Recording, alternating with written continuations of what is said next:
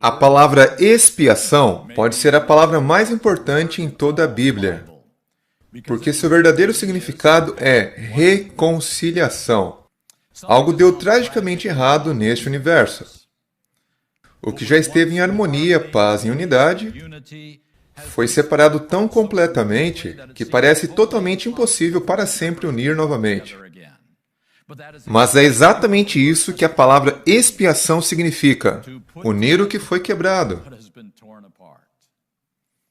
Seu livre-arbítrio sempre foi e sempre será a maneira de Deus se relacionar com seus seres criados. Então o processo de expiação deve ser complicado e demorado. Se houver alguma chance de restaurar a harmonia que outrora existiu, se não soubermos como essa expiação está sendo realizada no lugar santíssimo e o que é preciso para completá-la, então nunca entenderemos por que existimos como igreja e o que está por vir em nosso futuro.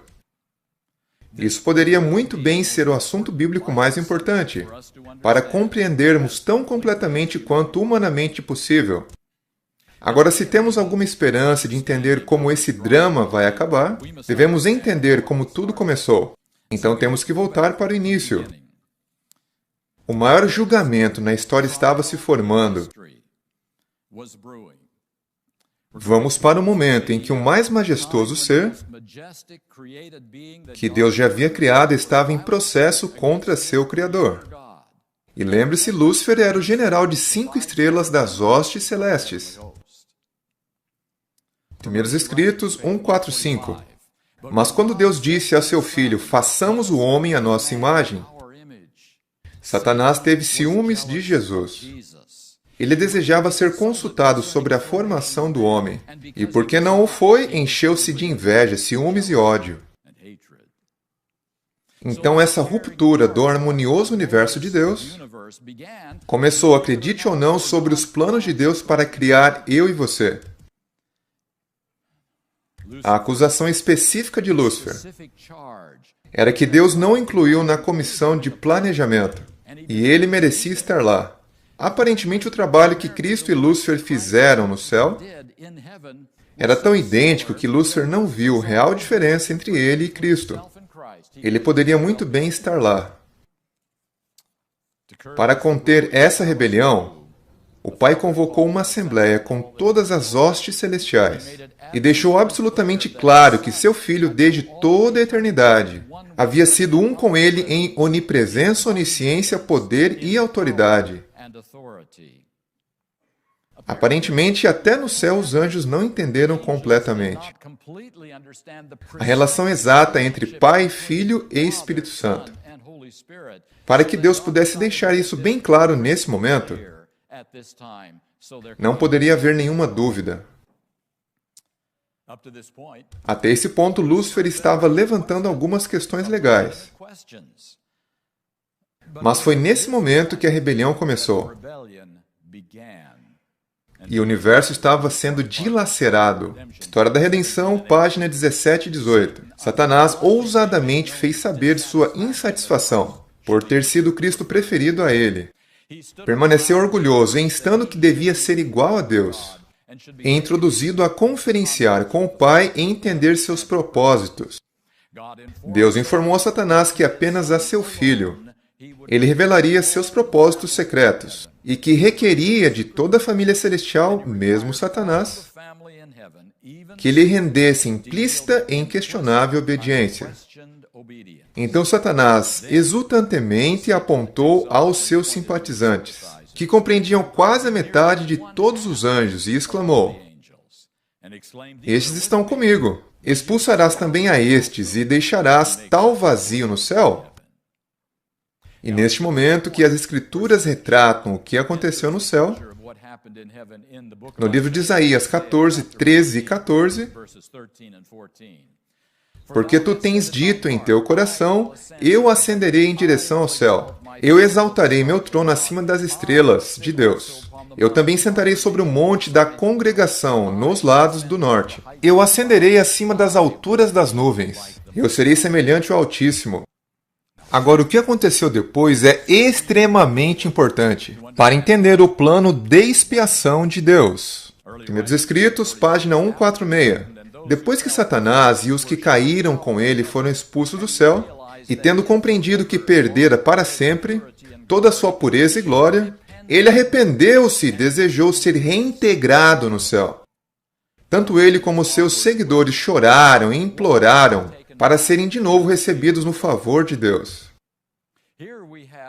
Aqui temos arrependimento com choro, lágrimas e súplica. Certamente isso seria o suficiente para Deus trazê-los de volta. Em História da Redenção 25 a 27, Ellen White continua esse trágico drama. Satanás treme ao contemplar sua obra. Onde estava? Não era isso tudo um horrível sonho? Fora lançado fora do céu? A perda que sofreu de todos os privilégios celestiais parecia demais para suportar, desejava recuperá-los. Observe o que ele queria recuperar. Os privilégios celestiais, sua pureza e glória. Continuando, sua poderosa estrutura vacila como uma tempestade. Um anjo do céu está passando. Ele o chama e suplica uma entrevista com Cristo. Isto lhe é concedido. Então relata o Filho de Deus que está arrependido de sua rebelião e deseja voltar ao favor divino. Está disposto a tomar o lugar que previamente Deus lhe designara. Cristo chorou. Cristo chorou ante o infortúnio de Satanás, mas diz-lhe, com o pensamento de Deus, que as sementes da rebelião ainda estavam nele. A última parte de História da Redenção, 25 a 27, quando Satanás se tornou plenamente convencido de que não havia possibilidade de ser reintegrado no favor de Deus, manifestou sua maldade com aumentado ódio e feroz veemência. Podemos ver porque até os anjos tinham dúvidas neste momento de como Deus estava lidando com essa perturbação. Eles não podem ler as mentes, mas do que podemos. Tudo o que eles podem ouvir são palavras e ações. Apenas Cristo podia ver dentro do coração de Lúcifer e saber o que realmente estava lá. E observe que existe uma enorme diferença entre arrependimento externo, mesmo com lágrimas, e arrependimento genuíno do coração de entrega. Se Deus quiser restaurar a expiação do universo, então Ele deve pôr em ação um plano de longo alcance para responder todas as acusações legais de Satanás contra o governo de Deus. Eu encontrei isso do pastor Ian Paulsen, ex-presidente da Associação Geral. Na resposta final e definitiva de Deus para o problema do pecado, há questões a serem consideradas que são mais vastas e maiores do que a minha salvação pessoal, para uma visão geral, ou seja, para a segurança eterna de toda a criação. Deus terá que fornecer uma resposta abrangente que lida com as raízes, bem como as consequências da rebelião. Então, meus amigos, há algo muito mais importante do que a sua e a minha salvação acontecendo aqui. Mesmo a salvação de todos os que serão salvos por toda a eternidade. Há algo mais importante do que isso. E isso é encontrado em Romanos 3:4. Como está escrito, para que sejas justificado em tuas palavras e venças quando fores julgado.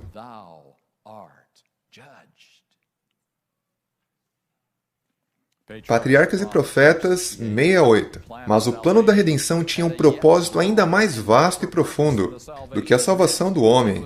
Não foi para isso apenas que Cristo veio à Terra. Não foi simplesmente para que os habitantes deste pequeno mundo pudessem considerar a lei de Deus como devia ela ser considerada, mas foi para reivindicar o caráter de Deus perante o universo.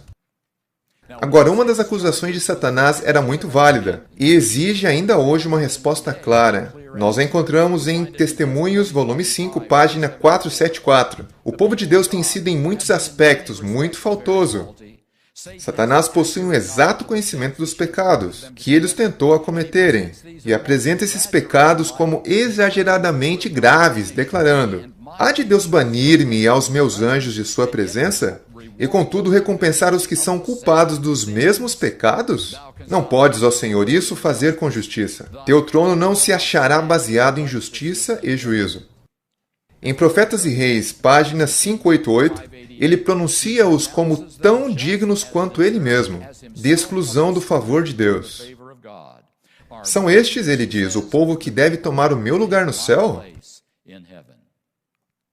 Em outras palavras, a justiça exige que, se eu sou excluído do céu, então todos os pecadores também devem ser excluídos.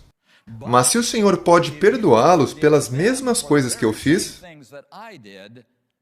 então o Senhor tem que me levar de volta também. Uma acusação muito justa contra o plano de Deus. Como ela pode ser respondida? Qual é a solução? Se Deus vai reivindicar seu plano de reconciliação, ele tem que resolver este problema de justiça versus misericórdia. Nós encontramos no Salmo 85:10.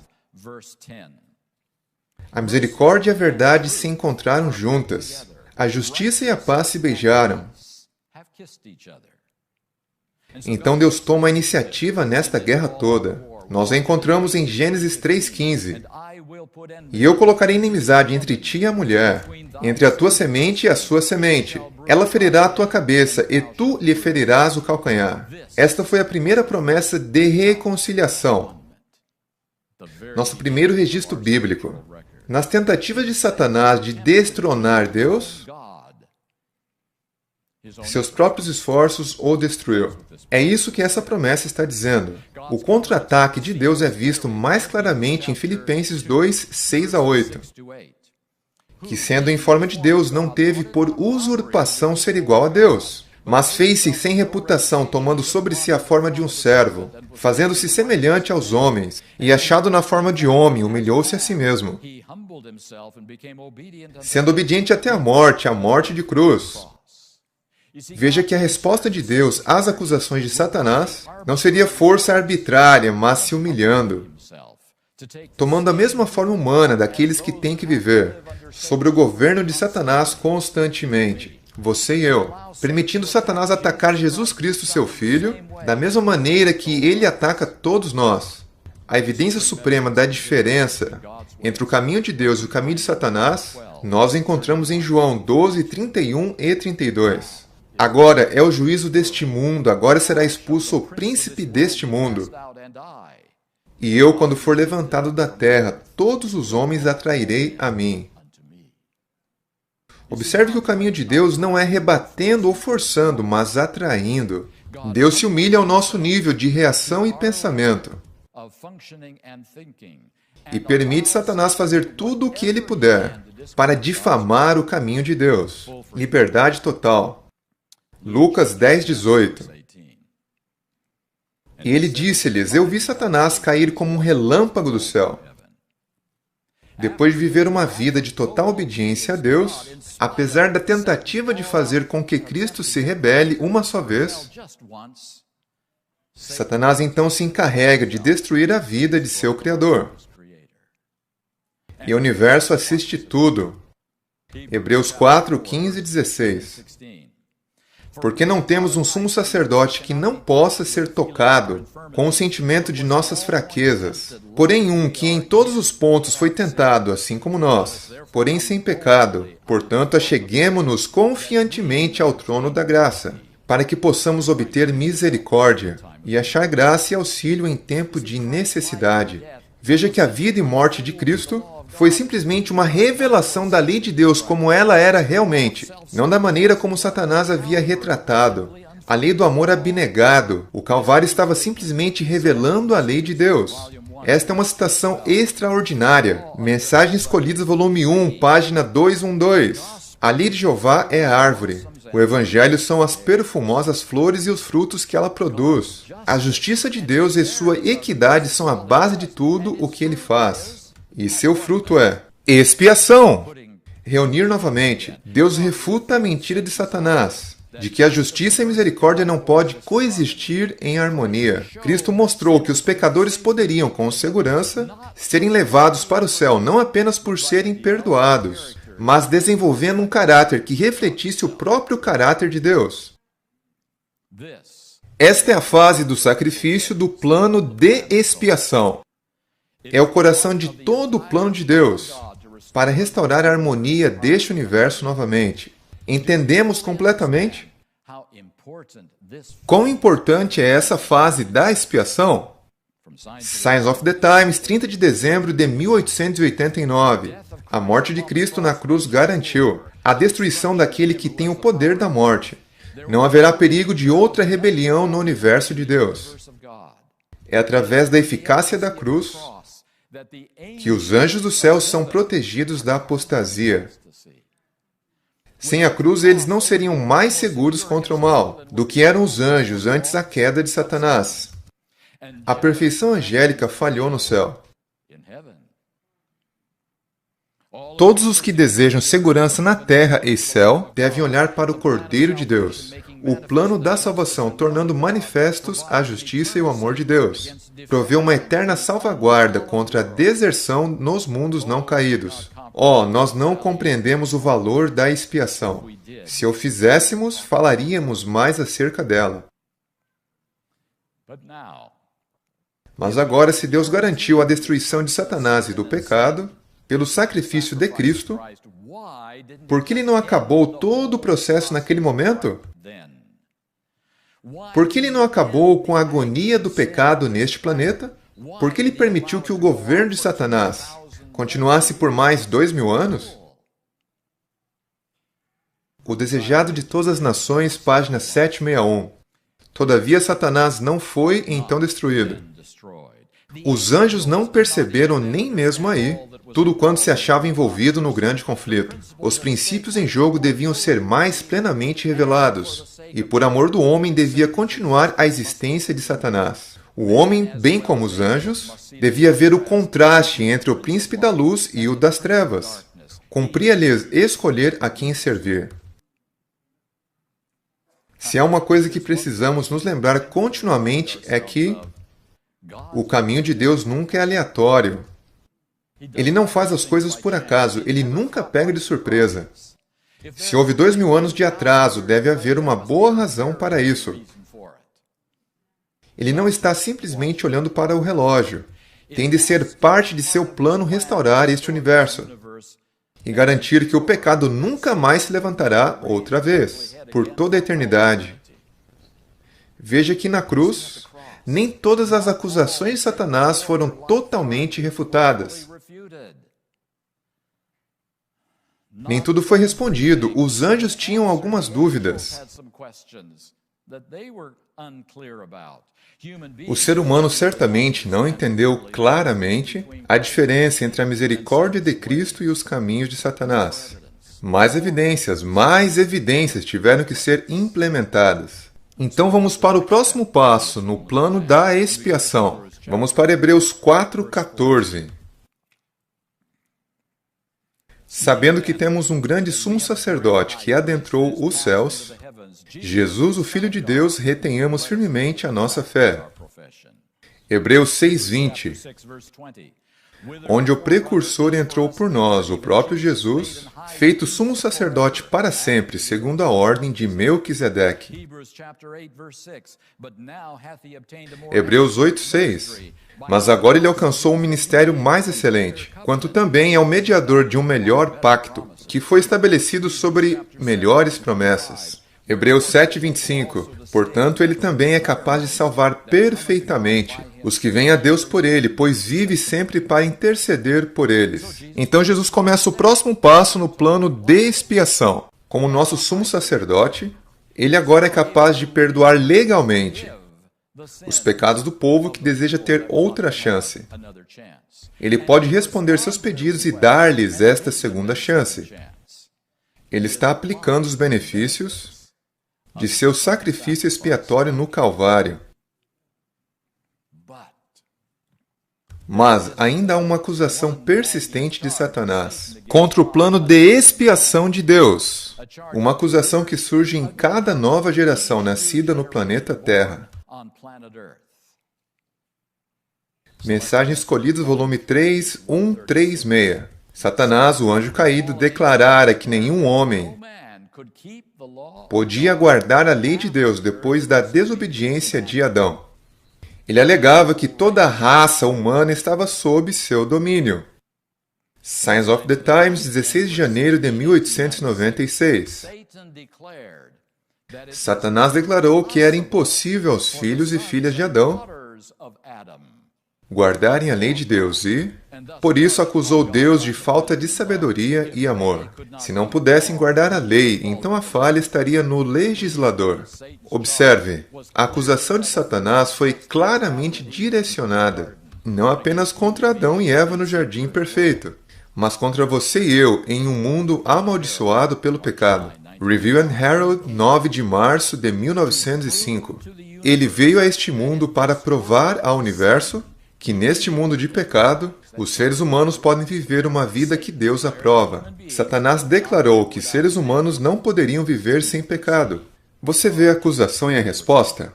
Observe novamente. A acusação de Satanás refere-se a seres humanos como você e eu, vivendo em um mundo de pecado. Parte da missão de Cristo consistiu em revelar ao universo celeste a Satanás e a todos os filhos e filhas caídos de Adão. Através de sua graça, a humanidade pode guardar a lei de Deus. Minha consagração hoje, 15 de novembro. Veja que a acusação de Satanás é a seguinte. Sim, Cristo foi totalmente obediente. E alguns raros seres humanos podem ser como Enoque. Mas e os 99,99% daqueles que foram perdoados? Eles são realmente obedientes? Eles não obedecem 100% do tempo porque eles têm natureza caída. Eles não podem deixar de pecar. Pelo menos algumas vezes. Minha influência sobre eles, Satanás diz, é maior que sua graça e seu poder sobre eles. Tudo o que tu podes fazer é continuar perdoando seus pecados seguintes. É tudo o que tu podes provar. Não importa o que tu faças, Jeremias 50:20, nunca será cumprido. É simplesmente impossível. Naqueles dias e naquele tempo, diz o Senhor, a iniquidade de Israel será procurada e nenhuma será achada. E os pecados de Judá não mais serão encontrados, Jeremias 50:20. Nem Ezequiel 36:27 e 23. E eu colocarei o meu espírito dentro de vós, e vos farei andar nos meus estatutos, e guardareis os meus juízos. E os fareis. E eu santificarei. Esta palavra pode ser traduzida como vindicarei. E eu santificarei o meu grande nome, que foi profanado entre os pagãos, o qual profanastes no meio deles. E os pagãos saberão que eu sou o Senhor, diz o Senhor Deus, quando eu for santificado em vós diante dos olhos deles. Satanás diz, enquanto o perdão for tudo que seu plano de expiação pode oferecer, a minha acusação permanece e o Senhor nunca será totalmente justificado. Porque sua graça é insuficiente para proteger seu povo do meu poder. Apenas me mostre uma geração, qualquer geração, que aceitou sua graça perdoadora e está coberta com seu manto de justiça, que parou de ceder às minhas tentações. Onde estão as pessoas que estão guardando sua lei 100% do tempo? O Senhor continua cobrindo seus pecados com a capa da misericórdia e perdão. O Senhor ainda não me derrotou. Isso é o que Satanás diz. A realidade é que Deus se colocou em grande risco perdoando pecadores. Porque quando fazemos as mesmas coisas repetidas vezes, e Deus tem que nos perdoar inúmeras vezes, realmente parece que não é possível obedecer à lei de Deus. A evidência está aí, o júri pode decidir. A lei de Deus é muito difícil para seres humanos caídos obedecer. Mas se já pôde ser demonstrado, não apenas por anjos em um ambiente perfeito, não apenas por Enoque, Jesus, João ou Paulo, mas por uma série de pecadores que devem viver no mundo de Satanás, assediado constantemente por uma natureza caída e uma vida de hábitos pecaminosos. se puder ser mostrado que a graça perdoadora leva diretamente à graça habilitadora, então Deus terá provado que Satanás estava errado, mas só então. Em outras palavras, o plano de salvação de Deus realmente funciona. Realmente funciona. A única maneira de ser visto claramente que a graça habilitadora de Deus tomou total controle de seres humanos que entregaram suas vidas a Ele é reservando um período de tempo após o fim do tempo de graça em que as regras mudam. A graça perdoadora não estará mais disponível. Todo o universo assistirá enquanto nosso sacerdote celestial deixa seu papel de perdoador. Então eles verão o que acontecerá quando apenas a graça habilitadora estiver disponível para o povo escolhido de Deus. Hoje ainda estamos vivendo no tempo em que a graça perdoadora e a graça habilitadora trabalham juntas, com alguns sucessos e algumas falhas. Mas esta época deve chegar ao fim. Uma demonstração deve ser feita. E é disso que se trata o aspecto final da expiação. Os ataques mais poderosos de Satanás devem ser confrontados contra a graça habilitadora de Deus, em um tempo onde o perdão não é uma opção. Então o Evangelho realmente funciona. A graça de Deus é realmente mais poderosa do que os enganos de Satanás. O futuro estará protegido de outra rebelião. O assunto de maior importância no mundo, meus amigos, não é a salvação de cada um de nós. Por mais importante que isso possa parecer, a coisa mais importante é a limpeza do nome de Deus, das falsas acusações feitas por Satanás. A expiação final é Cristo ministrando o seu sangue, não mais em perdão, mas em poder habilitador, poder para a vitória sobre o pecado. E isto será visto em nossas vidas. Agora, tudo isto é prenunciado por algo no início da história humana.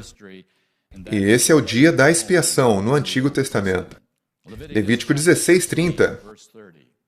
Porque naquele dia o sacerdote fará expiação por vós, para purificar-vos, para que sejais purificados de todos os vossos pecados perante o Senhor. Entendemos o significado pleno deste dia. Observe que ele é chamado fazendo uma expiação. Tão importante quanto a expiação que foi feita na cruz. Veja que havia sacrifícios de expiação durante todo o ano. As pessoas traziam seus animais e pediam perdão por seus pecados. Mas isso é algo diferente. Essa é uma expiação de purificação, tendo como resultado final a purificação de todos os seus pecados perante o Senhor. O que o dia do Antigo Testamento nos ensina sobre nossas vidas hoje? Testemunhos para a Igreja, volume 5, página 520. Achamos-nos no grande dia da expiação, e a santa obra de Cristo em favor do povo de Deus, que transcorre presentemente no santuário celestial, deveria ser nosso estudo permanente. Como estamos em relação a isso? Nosso estudo constante. Deus praticamente diz a Satanás: eu produzirei um povo através da minha graça na era mais degenerada da história terrestre. Vou separá-los do pecado completamente. Eles irão refletir a imagem de Jesus completamente. Vou sair do meu santuário e eles irão viver à vista de um Deus santo, sem um intercessor para perdoar seus pecados. Tais pessoas serão um milagre de todo o universo.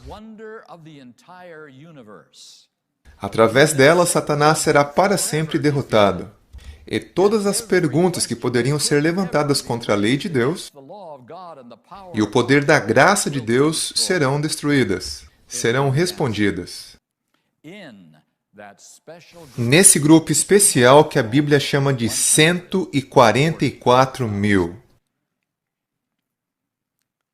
Levíticos 16, 20 e 21. E quando ele acabar de reconciliar o santo lugar, e o tabernáculo da congregação e o altar, então ele trará o bode vivo. E Arão colocará ambas as mãos sobre a cabeça do bode vivo.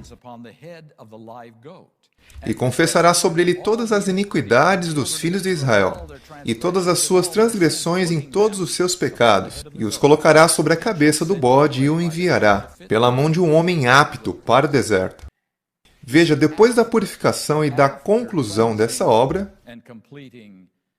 no dia da expiação, o sumo sacerdote entra no santuário. Ele pega os pecados, os põe sobre a cabeça do bode emissário, e em seguida,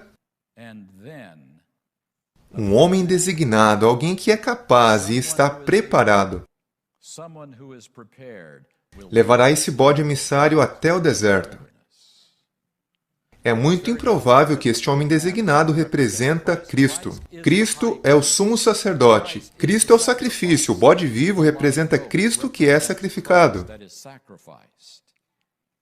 O sumo sacerdote completou sua purificação.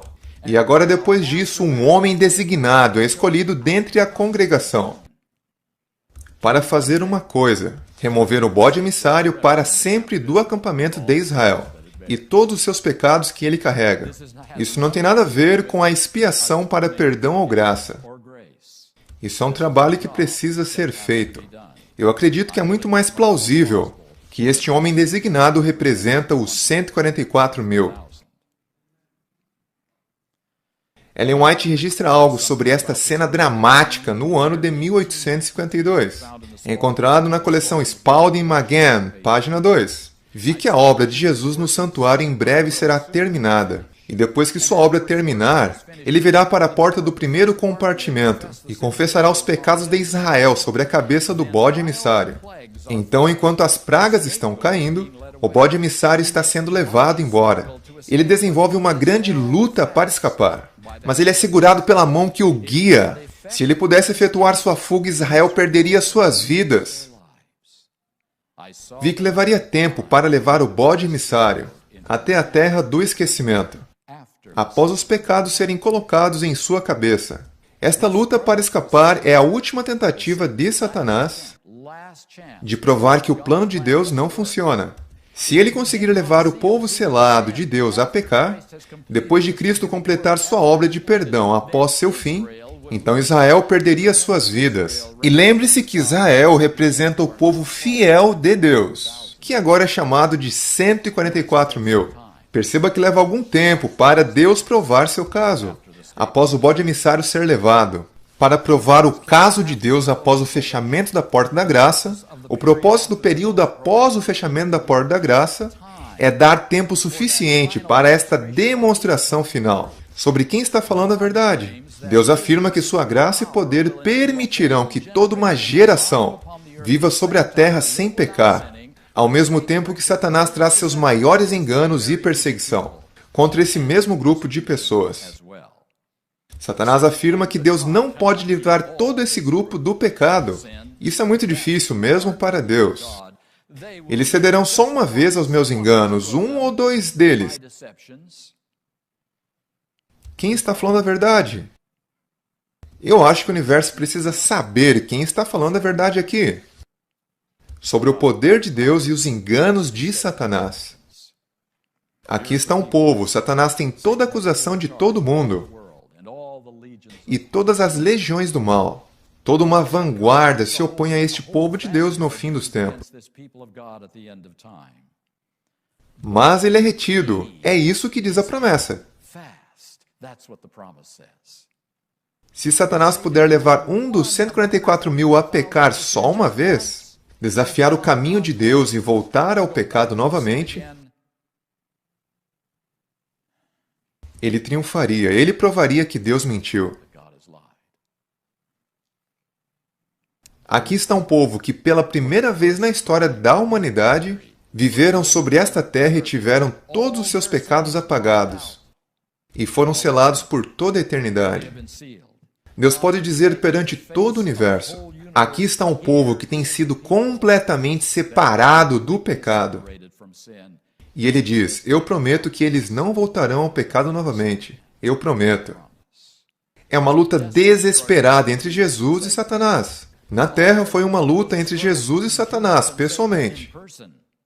Mas agora, durante o tempo das pragas, é novamente uma luta entre Jesus e Satanás. Mas desta vez, Jesus viveu completamente na experiência dos 144.000, pelo próprio fato de que eles não caem em pecado. Satanás é derrotado, sua causa está perdida e o universo está seguro.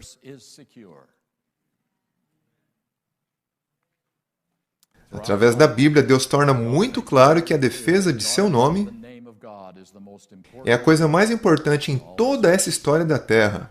E é exatamente isso que João está nos dizendo em Apocalipse 7. É dito que Jesus não retornará, até que Deus tenha um povo que faz da defesa de seu nome a coisa mais importante no universo. Apocalipse 7, 1 a 3. E depois dessas coisas eu vi 4 anjos em pé, nos 4 cantos da terra, retendo os 4 ventos da terra, para que o vento não soprasse sobre a terra, nem sobre o mar, nem sobre árvore alguma. E eu vi outro anjo subindo do leste, tendo o selo do Deus vivo. E ele gritava em alta voz aos 4 anjos, aos quais havia sido concedido ferir a terra e o mar, dizendo: Não ferais a terra, nem o mar, nem as árvores, até que tenhamos selado os servos de nosso Deus em suas testas. Por que Deus está segurando os ventos da destruição? Por que o povo de Deus não está preparado? Retém o vento leste da insanidade humana. Por que o povo de Deus ainda não compreendeu o propósito do Evangelho? Retém o vento oeste da fúria satânica, até que o povo de Deus esteja pronto para cumprir sua última tarefa. Retém os ventos, até que o povo de Deus esteja pronto para ser selado. Aqui nos dias da retenção dos ventos, esta é a nossa hora agora. Deus está dizendo ao universo que quando Ele escreve seu nome na testa de seus fiéis, escute-os. Ele está dizendo que você pode confiar no que eles dizem. O atributo vem antes que meu nome passe. Agora, que selo é esse que torna Satanás tão desesperadamente irado? Eventos finais 2:9. Logo que o povo de Deus estiver selado na fronte. Não é algum selo ou marca que pode ser visto, mas a consolidação na verdade, tanto intelectual como espiritualmente, de modo que não possam ser abalados. Logo que o povo de Deus estiver selado e preparado para a sacudidura, ela ocorrerá. Um último ponto. Hebreus 11:40. Falando de todos os heróis que já morreram e estão em seus túmulos hoje. É dito, tendo Deus preparado alguma coisa melhor para nós, para que eles sem nós não fossem ser aperfeiçoados. Este é um capítulo que lista os heróis da fé em toda a história terrena e diz que eles não receberão a imortalidade até que algo trágico aconteça, na geração que estará viva na segunda vinda de Jesus Cristo. Em outras palavras, não pode haver ressurreição dos justos mortos até que haja uma demonstração através dos 144.000. A obra não pode ser finalizada até que isso aconteça. E esta obra, meus amigos, é acabar com o pecado em nossas vidas. Durante os últimos 30 anos, temos ouvido muito sobre a obra de Cristo no lugar santo e no lugar santíssimo desde 1844. Temos revisado a evidência profética, sobre a qual nossa doutrina foi fundada e a considerávamos sólida.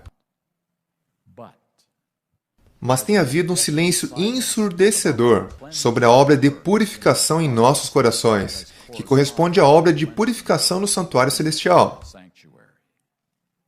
O santuário celestial não pode ser purificado do pecado, até que nossos corações sejam purificados do pecado.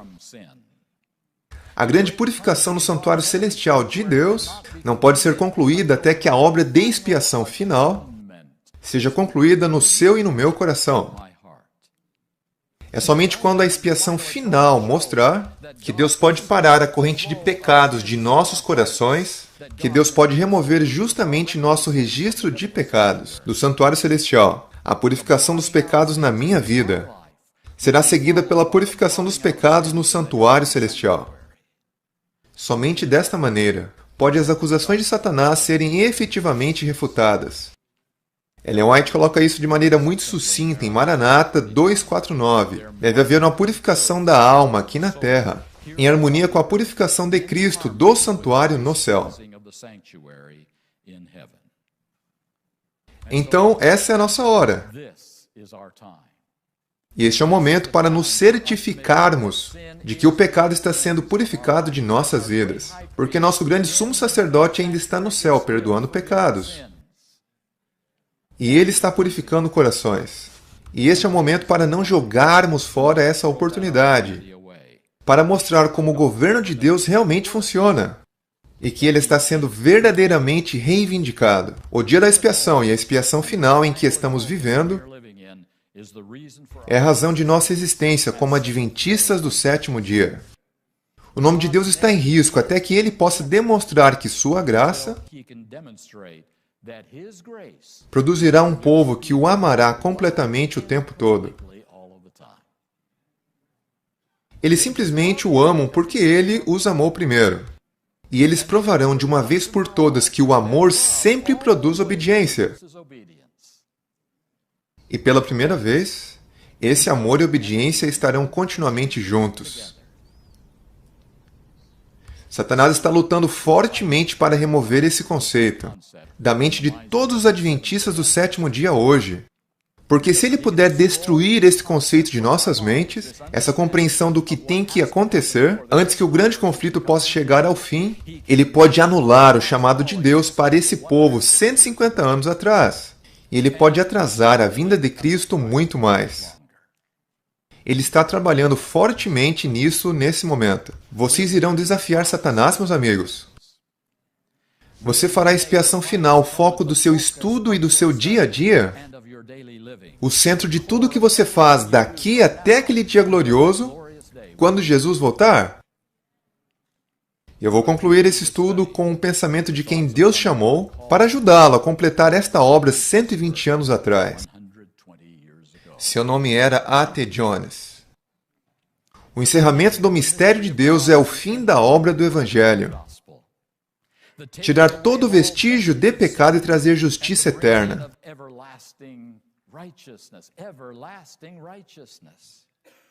Cristo plenamente formado dentro de cada crente. Somente Deus se manifesta na carne de cada crente em Cristo. Somente desta maneira pode Gênesis 3,15 ser plenamente cumprido. A semente escolhida ferirá a cabeça da serpente completamente. O plano de expiação será completado. O povo de Deus estará completamente em harmonia com Ele, pelo resto da eternidade. Você vê, todas as fases do processo de expiação é vital. Do sacrifício do primeiro cordeiro no jardim, a vida, a morte e a ressurreição de Jesus Cristo, ao desenvolvimento do homem designado, durante o fechamento da porta da graça. E eu só tenho uma coisa a rogar. Ó Senhor Jesus, que seja em breve.